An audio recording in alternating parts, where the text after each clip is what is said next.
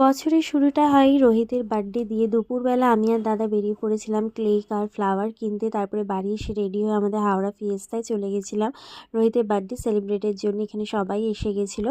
প্রথমে cake cutting সেরিমনিটা আমরা সেরে ফেলেছিলাম। দুপুরবেলায় বাড়িতে ওকে সমস্ত পদ দিয়ে যেরকম খেতে দেওয়া হয় সেরকম হয়েছিল, কিন্তু তার ভিডিও ও একদমই করেনি। ওকে আমি বারবার বলেছিলাম। যাই হোক, এখানে একে একে সবাইকেও কেক খাওয়ালো। অ্যান্ড দেন তারপরে আমরা এখানে বসে পড়েছিলাম স্টার্টার অর্ডার করে। এই যে একদিকে দাদা আর একদিকে রোহিত, আর এদিকে দেখো গার্লস গ্রুপ কিন্তু গসিপ করছিল।